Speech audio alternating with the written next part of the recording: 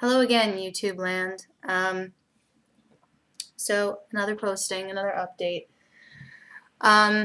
Excuse me. I don't know how long I'll talk because I can't seem to stop coughing. Um, Yesterday was a leap day, which, as you know, come about once every 4 years. Well, in our house, yesterday also goes by another name, specifically February 29th, and that is the anniversary of our first date, which was actually on February 29th, 2008. Um, so yesterday was a bit celebratory in our house.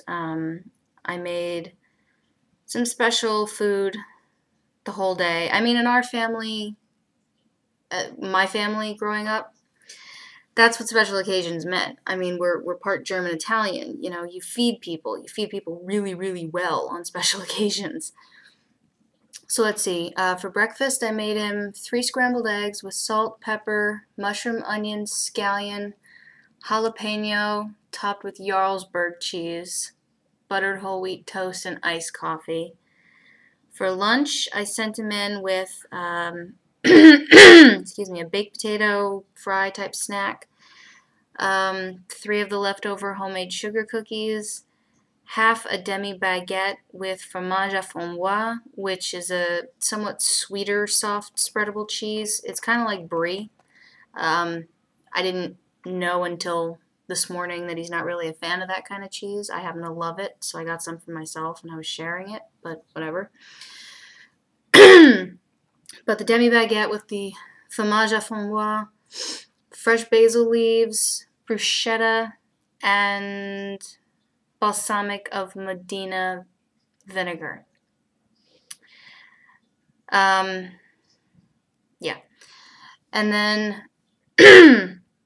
for dinner, I got us a very, very inexpensive bottle of champagne, which was still good. And then for me, I made cooked carrots, small pasta shells with pesto sauce, and some peel and eat shrimp with garlic herb butter sauce. And for him, also the carrots, also small shells, but his was with red sauce, Parmesan, capers, and Sicilian green olive. And I made him a salmon fillet, pan-cooked with a fresh cracked peppercorn medley, kosher salt, and lemon juice. I'll give you a minute to stop drooling. Okay, and then for dessert, I made vanilla milkshakes with chocolate whipped cream. Yeah. So that's how you celebrate an anniversary in this house. Catered like a restaurant. And yet I can't find a job. Go figure. But yesterday was also a sad day, as I'm sure the universe knows by now. Yesterday was the day that Davy Jones from the Monkees passed away, very suddenly of a heart attack, as I understand it. Now, those of you who watch this may or may not know, I was born in '83, and I came into the world within 5 or 6 years of the Monkees' real revival kind of a thing, because they were on TV in the late 60s, and then for some reason MTV decided to rerun both seasons of their show, and that kind of brought it all back. So I grew up on the Monkees, not just because of that, but my parents were hippies, which in later years in life I realized is a good thing because it gave me an appreciation of music history, and music culture that most people now don't have. Some do. They study music or they're old enough to remember a different musical age, but that's a separate podcast. But I sent my dad a text message because I saw the tweet from TMZ on my Twitter feed, And then within an hour, it was like snowball. Just the people I follow, the celebrities and the news organizations were all like, Davy Jones, dead at 66, you know, and such. But when I saw the one from TMZ, I sent a text message to my dad because here's the thing. Because I grew up at an age and a time when the Monkees first got a real revival in the 80s, I grew up knowing them as a childhood band. They're one of my childhood bands. The story goes that one of the first concerts I was ever brought to, I was still technically in utero. My mother was still pregnant with me, and she and my dad went to a Monkees concert, I think somewhere in Massachusetts. So that was my first concert as well. But it's something that my dad, I wanted to tell him about, because he also does a podcast on his radio station, WMPG, which if you want to find it on the web is wmpg.org. His name is Lorenzo. So I listened to his this morning, and he was obviously talking about Davy passing, and he told this semi-fragment anecdotal story about he and I meeting Davy Jones. Now, the full thing of it is that I've actually met 3 of the 4 Monkees. As is the case with many people, Mike Nesmith is a ghost.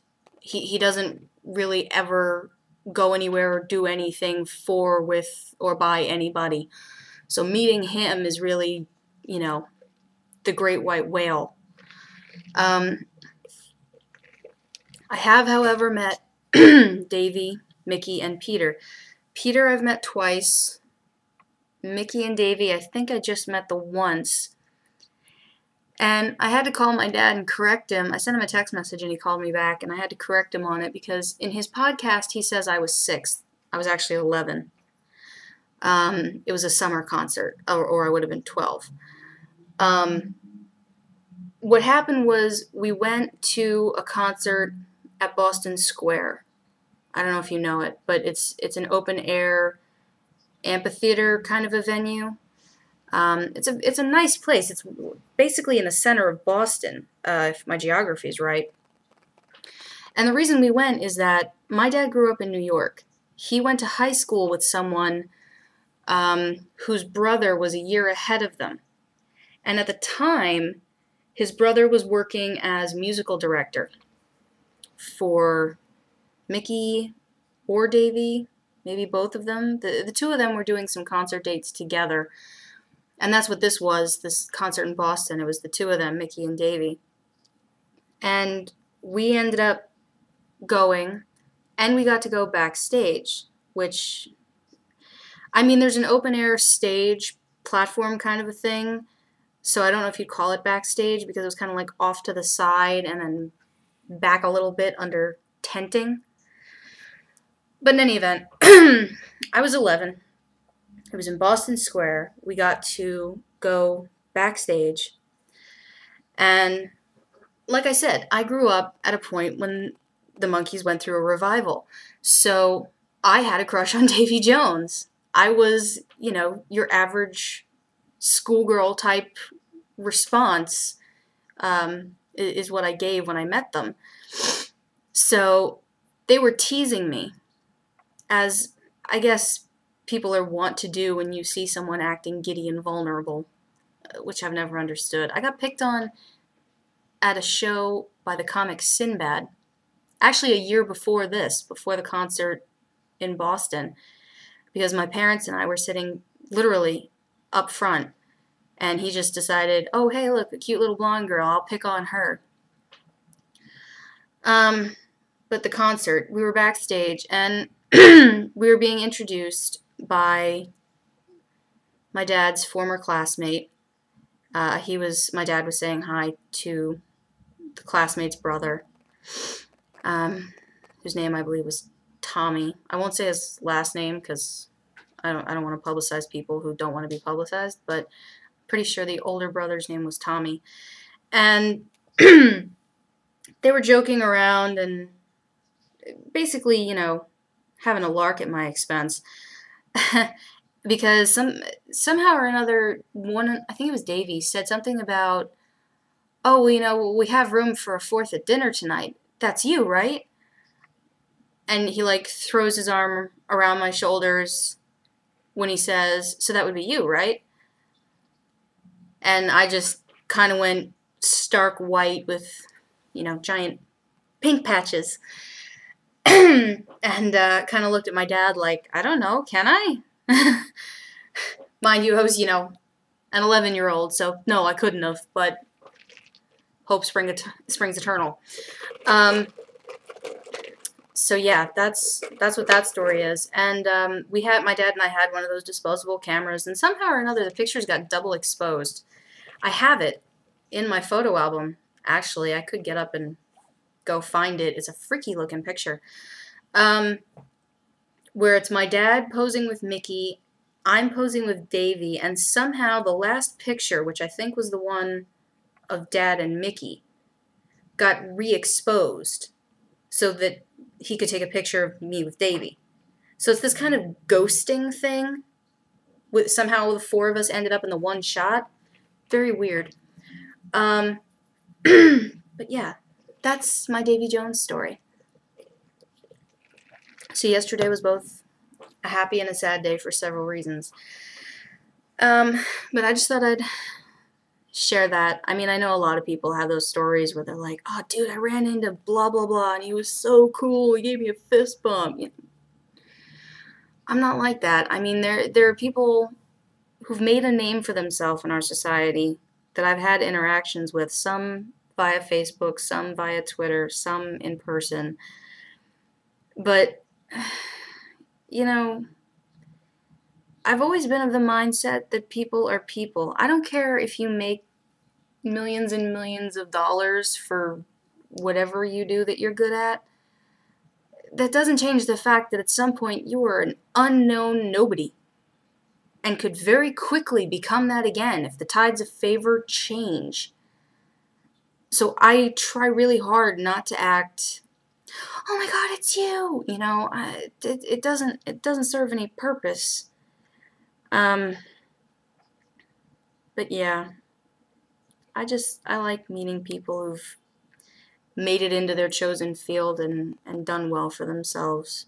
I'm always looking for new advice or information on how to do something I like and get paid for it. Because that's basically what it is. Musicians, actors, professional chefs, anyone you see on Food Network, they've gotten very lucky. They have a career that pays, I would assume, relatively, remarkably well, doing what they love, and I'm envious of that. I am jealous of that, absolutely.